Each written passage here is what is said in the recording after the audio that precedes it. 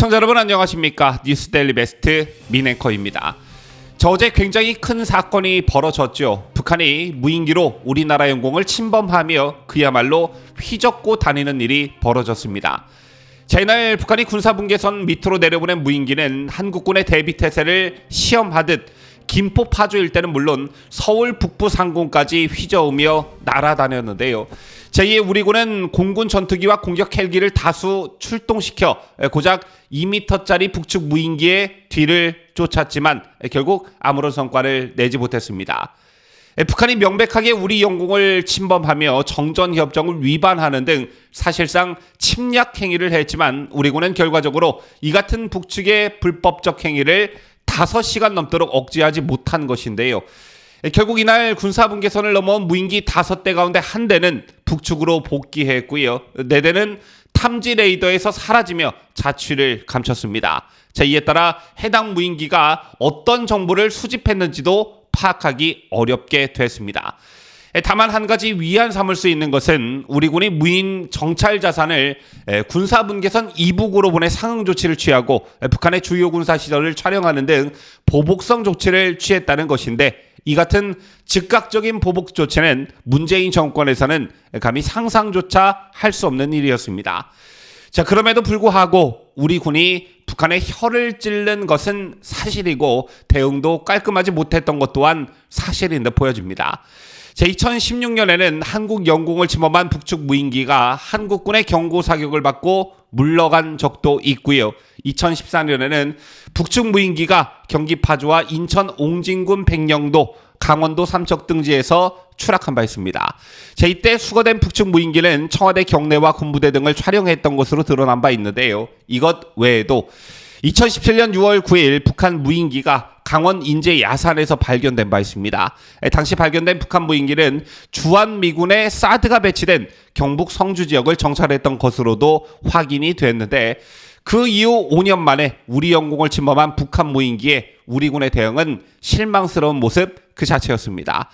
특히 무인기 추격을 위해 우리 경공격기가 원주 기지에서 이륙하다가 추락하는 사고도 있었죠. 물론 무인기는 그 크기가 아주 작고 비행 고도도 낮아 레이더가 포착하기 어렵고 이에 따라 요격하기도 어렵다고 합니다. 따라서 떼지어 날아오는 무인기를 패트리어트 등 미사일 방어로 격퇴하는 것은 전술적으로도 현명한 대응이 아니고요. 무인기 방어용 제모가 최상의 방안으로 손꼽히고 있습니다.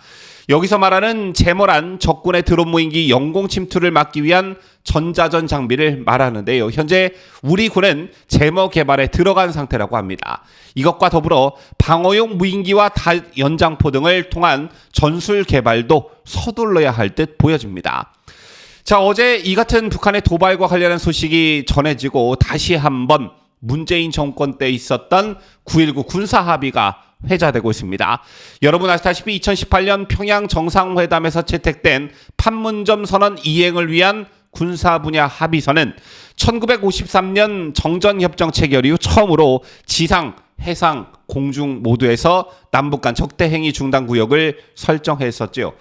당시 정의용 청와대 국가안보실장은 사실상 남북 간 불가침 선언을 한 것이라고 의미를 부여했지만 개뿔 우리 군 스스로 무장을 해제했다는 비판이 거셌습니다. 그 중에서도 특히 DMZ 비무장지대 군사분계선을 중심으로 10에서 40km의 비행금지 구역을 설정하고 공중정찰 활동을 중단키로 한 것에 전문가들은 이구동성으로 문제가 정말 크다고 지적한 바 있는데요. 전투기 정찰기의 경우 동부전선은 군사분계선에서 40km, 서부전선은 20km를 비행금지구역으로 설정하기도 했었죠. 이 구역에선 항공기의 공대지 미사일 사격 등 실탄 사격을 동반한 전술훈련, 공중정찰 활동이 금지됐습니다. DMZ 일대를 감시하는 전술 정찰기와 중대형 무인기 전력에선 한미 양국이 북한군의 압도적 우위를 보이고 있었던 만큼 우리 쪽 정찰 감시 능력만 약화될 수 있다는 우려가 팽배했었는데요. 특히 북한은 평양 원산선 이남에 육해공 전력의 70%가량을 전진 배치해 놓고 있기 때문에 우리로선 DMZ 인근 정찰 감시 활동이 매우 중요합니다. 따라서 정찰 활동이 중단되면 수도권을 위협하는 340여 문의 북한 장사정포 감시에 큰 공백이 생길 수밖에 없고, 특히나 갱도 진지안에 들어있는 북한 장사정포 감시는 무인 정찰기에 많이 의존할 수밖에 없었기 때문에 제대로 정찰 활동을 하기 어렵게 됐다는 우려가 쏟아졌습니다. 따라서 굴구 군사 합의가 우리 스스로 눈을 가리고 손을 묶는 무장 해제를 한 것이나 다름없다는 비판이 당시에 거셌었는데, 그 사이 북한은 무인 정찰기 기술을 지속적으로 끌어올렸던 것이라는 게 어제 증명이 된 것입니다. 더군다나 사실상 훈련하지 않는 군대를 만들어버렸기 때문에 이 같은 우리 군의 처참한 대응 조치는 어쩌면 불보듯 뻔한 일이었습니다. 재련군을 정상화하는데 윤석열 정부가 얼마나 많은 공을 들여야 하는지도 어제 새삼 깨닫는 국민들도 많으셨을 거라 생각합니다. 자, 윤석열 대통령은 지난 8월 15일 경축사에서 6개 항목으로 구성된 담대한 구상을 대북정책으로 제안한 바 있습니다.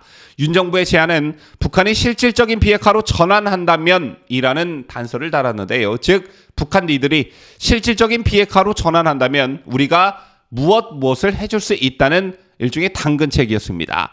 제 같은 윤석열 정부의 대북 정책인 담대한 구상은 이명박 정부의 비핵화 개방 3천, 즉 북한의 평균 소득이 3,000달러에 이를 때까지 지원해 주겠다라는 대북 정책과 시베리아 횡단철도 그리고 중국 횡단철도의 연결, 여기에 더해 남북로 가스관 부설 구축 사업 등을 통해 중국과 러시아까지 참여시키려 했던 박근혜 정부의 한반도 신뢰 프로세스와 맥을 같이 한다고 볼 수 있는데요. 북한에 제시한 당근이 크던 작던 아무리 좋은 제안을 해도 북한이 거부하면 아무런 의미가 없는 것들이라는 게 지난 역대 정부들의 대북 정책에서 이미 확인된 바 있습니다. 즉, 한국 정부가 비핵화를 대북 정책의 전제로 내거는 한 아무리 파격적 지원을 해준다 해도 북한의 태도는 달라지지 않았다는 게 이미 확인이 됐고, 여기에 더해 북한은 핵 협상에 있어서 철저히 미국하고만 상대하고 있다는 것도 이미 확인됐습니다. 또 앞으로도 그럴 것입니다. 자, 이런 북한을 깨닫는다면 비핵화와 대북 지원을 연계한 전임 정권들의 접근법에서 좀 벗어날 필요가 있다. 저는 이렇게 보는데요. 그 출발은 한 가지 질문에서부터 시작됩니다. 그게 뭐냐 하면, 왜 항상 우리가 욕설을 퍼붓고 적대 행위를 서슴지 않는 북한에게 먼저 다가가야 하는가라는 점입니다. 가령 미국과 비핵화 협상을 하겠다면 우리가 적극적으로 중재할 의향이 있다고만 밝히면 되는 것이고요. 경제 봉쇄를 풀고 경제 교류를 할 의향이 있다면 언제든 만나서 상호간 어떤 경제 교류를 할 수 있는지 얘기를 해보겠다, 대화를 해보겠다면 그만입니다. 즉, 우리가 먼저 나서 북한에 뭘 해주겠다, 이렇게 할 하등의 이유가 없다는 것이죠. 다만 북한의 도발은 남북관계 단절을 각오하고 과거 역대 정권에서 경험해보지 못한 강력한 반격과 응징으로 대응한다는 의지와 대비태세를 완벽히 보여줘야 합니다. 저는 좀 윤석열 대통령이 대북관계와 정책에 있어서 이런 스탠스를 취했으면 좋겠다는 생각을 해봤는데요. 부디 윤석열 대통령만은 비핵화와 대북 지원을 연계한 전임 정권들의 접근법에서 벗어나 그 어느 정권보다 당당한 대북 정책을 펴나가길 기대해 보면서 뉴스를 마치도록 하겠습니다. 지금까지 저는 자유대한민국을 수호하는 뉴스데일리 베스트 민앵커였습니다.